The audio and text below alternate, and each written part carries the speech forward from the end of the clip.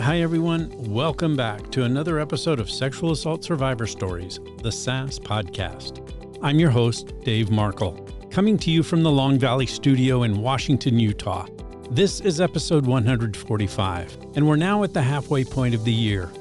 To mark this occasion, I want to dedicate this episode to celebrating the incredible strength of some of the people who've been guests on this show.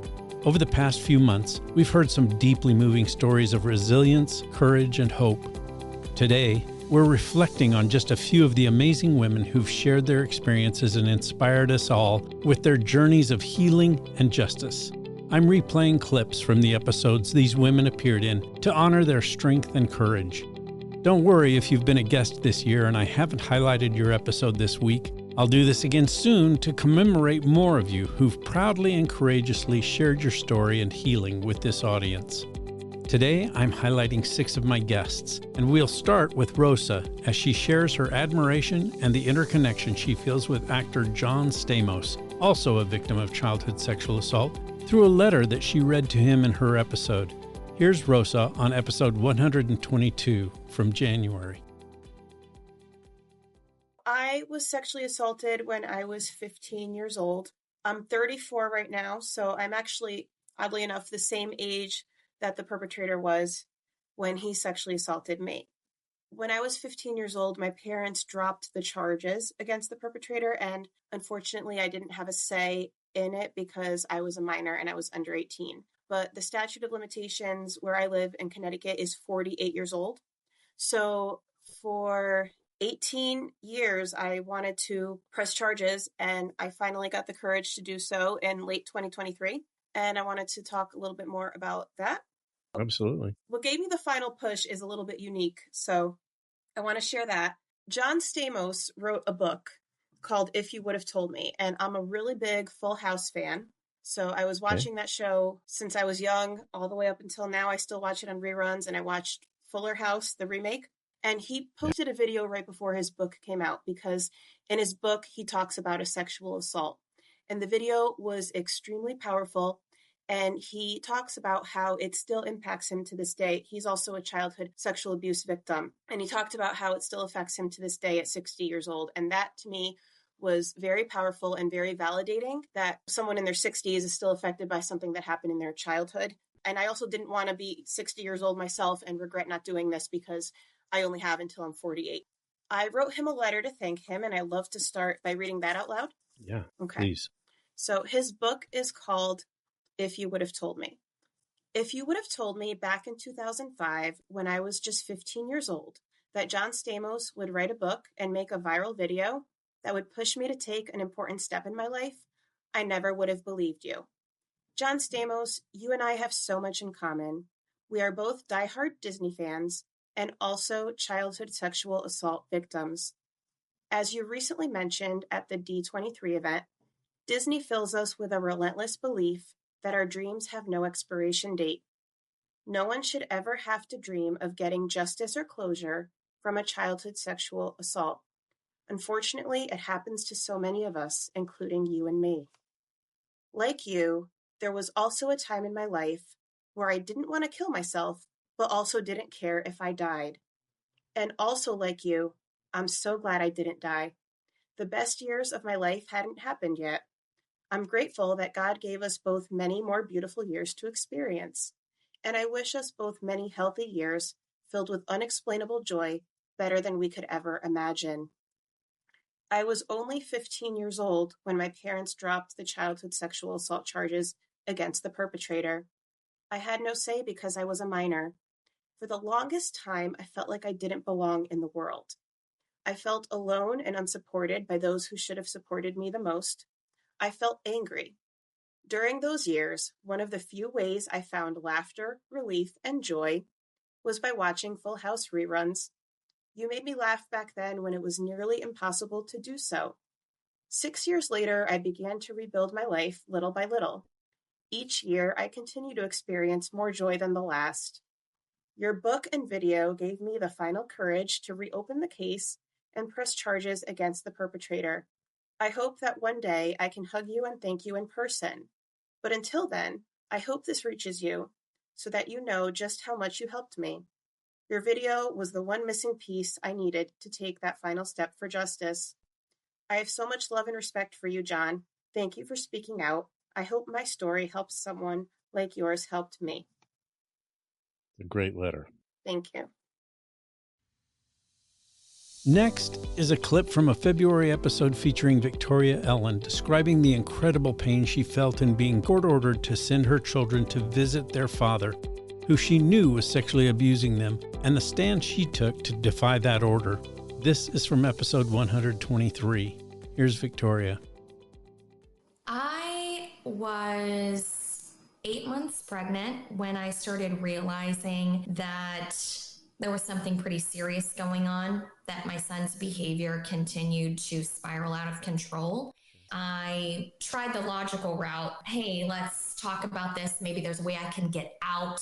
Maybe I can try to have a conversation about separation or something like that, because I had even approached the topic with my husband about the sexual abuse and it was completely denied. And he acted like I was out of my mind for even remotely bringing up the topic. So I knew that that was off limits, and I escaped when I was 8 months pregnant, did everything I could to protect my children. They were 3 and 6 years old the last time they saw him. He was gone for about a decade.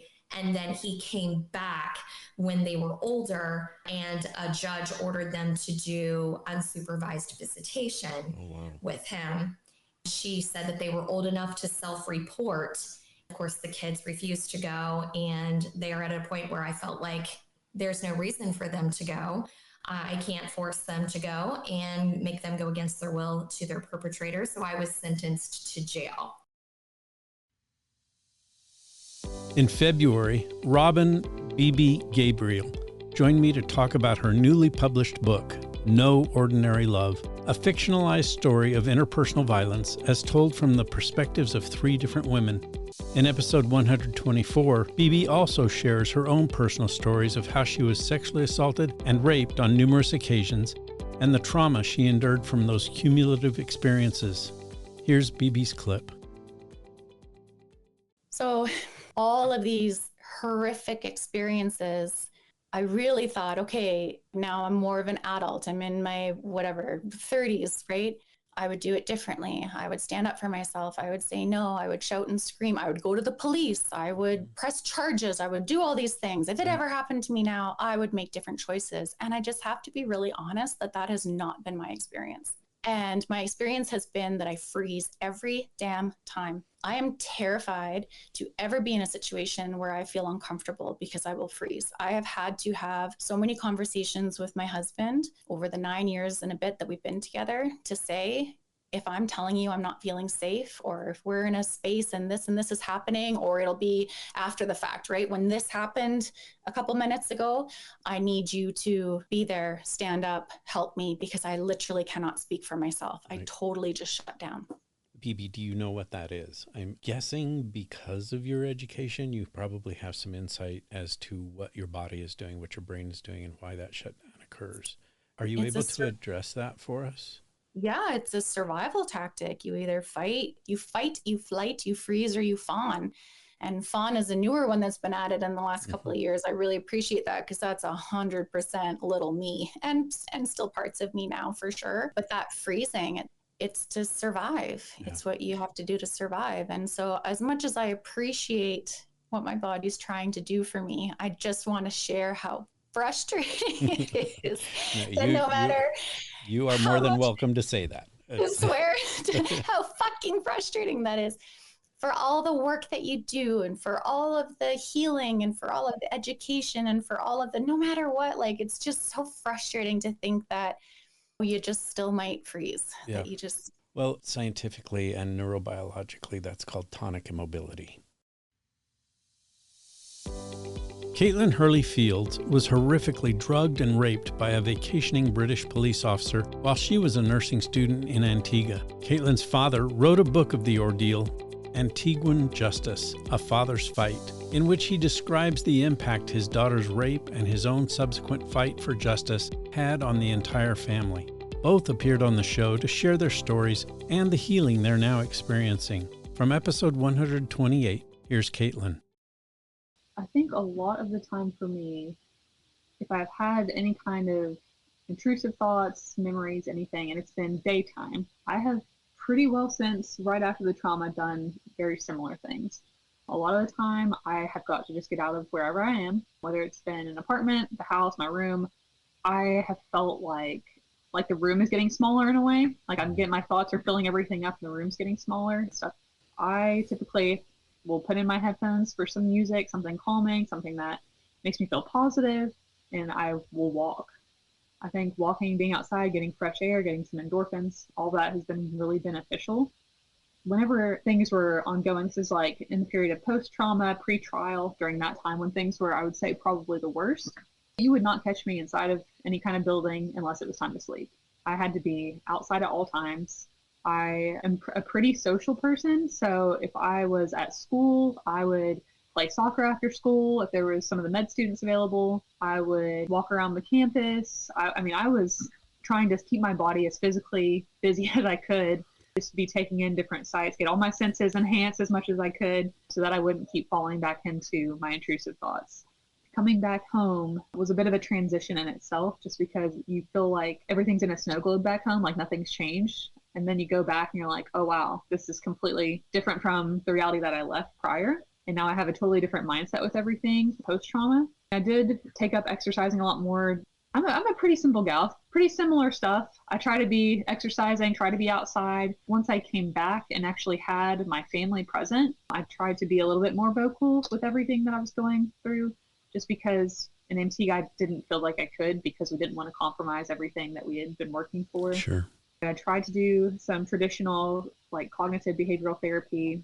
It gave me some benefits, but ultimately wasn't the best in the long run for me, just because you have such a limited amount of time for such a huge thing that's happened, which is why getting connected with Victor with his like trauma specialty and everything was so huge.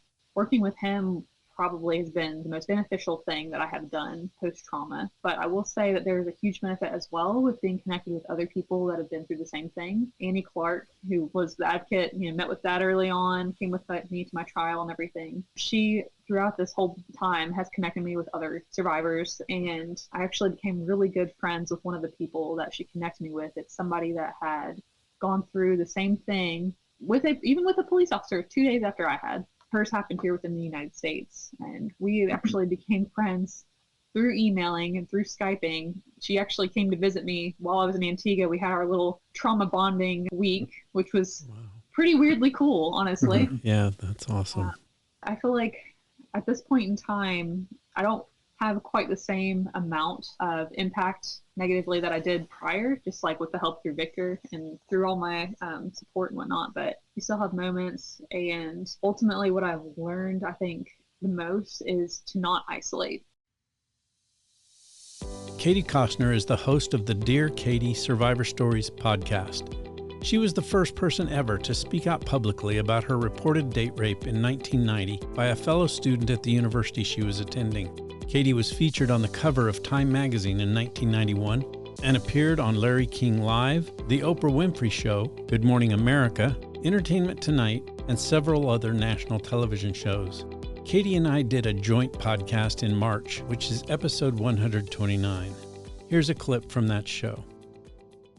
And if I did nothing and didn't try, I knew exactly how I felt. And I would live forever with guilt and shame myself, even if no one believed me. And then so easy peasy, like I sought every single avenue. I proved my point. I read the fine print in the handbook. I backed up every argument. I sat in the hearing room all by my lonesome and defended myself and won. And he admitted that I told more than 12 times. And then further injustice. So I became an advocate, not just for myself, but for the cause. And the more I spoke, I wrote letters to the editor. It was like real old school. I didn't do social media. And the backlash was tremendous. There were 2,000 people who signed a petition that said I lied at my college when HBO was making the movie about my story to say, don't make this movie, Katie's a liar. They covered my car with honey and baby powder. They threw eggs at my windows. They broke into my apartment and rearranged stuff. Like it was one thing after another. But the greatest thing about how insanely determined I am, the harder people fought against me, the more determined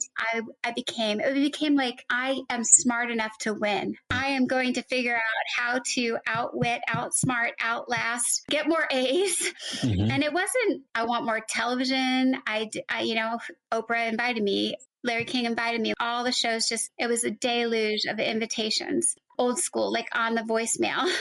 Right. And the ones I go on, they'd show up and follow you around with the like more scandalous ones. And I did it. I got straight A's and I did it. Systemic rape in work settings or by individuals who hold positions of power and authority is one thing. But when it's by a law enforcement organization, specifically detectives whose job it is to investigate your rape by a known acquaintance, that's a completely different story. This in-depth telling of a sad and painful experience that Rachel Izzo endured is a well-told, detailed story of corruption and cover-up that, to this day, is still unresolved and under-investigated. It involves the New York Police Department's Special Victims Force and the now seemingly stalled investigation by the U.S. Department of Justice. This is just a small clip of the 4-part, heart-wrenching story of Rachel's ongoing trauma and her healing journey. Here's Rachel. Unbeknownst to me, after that article came out, there was a couple other survivors that came out with stories about how they were wronged by the NYPD as well. So a couple more lawsuits started happening. And then there was a group of us that formed that were mostly women that were wronged by the NYPD, called herself the NYPD Survivors Group. I met other women survivors that had been wronged, severe mistreatment along the way. You know, a typical story, just like not be taken seriously, saying, "Oh, are you sure you said no?" Just like the way that you hear people be treated. There's lots of stories like that. Again, some that were grossly mistreated. Many that had cases closed, all had controlled phone calls. Like that's their go-to. So there was a pattern here. So we were just pooling our heads together, like, what else can we do? While this was happening, it was COVID. I was travel nursing, ER was crazy. At some point, the Department of Justice decided to think about looking into the NYPD Special Victims Unit. After so many complaints, they said, hey, maybe we'll open an investigation. So in November of 2021, I sat on Zoom and I testified in front of the Department of Justice, which is petrifying. Again, I was like, this is something that I thought I was done with. Okay, here is another opportunity that maybe something can be done. Let me see what I can do. I had a written testimony. I was so nervous. Number one, I hadn't talked about this in years. And again, it was legal people. And I do not like law enforcement, no offense. Anything with law enforcement, I do not trust. So I was petrified. So I was literally shaking. And I had this whole thing written out, my testimony. And I think I read it. I'm usually a pretty good public speaker, but I was so nervous. Then I had to work right afterwards. So I read this whole statement about basically my story and what happened. And why I begged them. I was like, please, like, this is a systemic problem. Please open an investigation. So I wasn't supposed to be the first one, but I ended up being the first one to testify. And then in July of 2022, I was driving across the country for a travel nurse contract. I remember I'd been thinking like, hey, like, I wonder what happened with that DOJ investigation. I haven't heard anything. And I kid you not, as I was driving, I was in a parking lot in like middle of nowhere, like Nebraska or something, getting gas. And I got a phone call from an unknown number. I never answer those, but I had a feeling I should answer this one, so I answered it. And it was the Department of Justice. And they said, just so you know, I want to tell you in person that we are officially opening an investigation into the NYPD. And I wanted you to be the first person that I told. And I sat there and I cried because I was like, fucking finally. 9 years after my thing had happened with them, they were fucking listening. How many times does something have to go wrong before they pay attention? But I just sat there and I cried. Finally, someone is listening. That does it for another episode of Sexual Assault Survivor Stories, the SAS podcast. Thank you for joining me for a mid-year celebration of honoring just a few of the many survivors who've joined me here on the show to help bring justice to victims and survivors of rape and sexual assault. My call to action this week is for you to share this episode with everyone in your circle of influence. And if you haven't already, please subscribe to this podcast on your favorite platform, give the show a 5-star rating, and become a follower of Sexual Assault Survivor Stories on Instagram. All of this helps spread the message of bringing justice to victims and survivors of rape and sexual assault. Another great way to do this is to start by believing whenever you hear a victim of rape or sexual assault tell their story, because we all know someone whose life has been impacted by rape or sexual assault. Be sure to join me next week for another powerful episode of Sexual Assault Survivor Stories, the SAS podcast. We'll see you next week.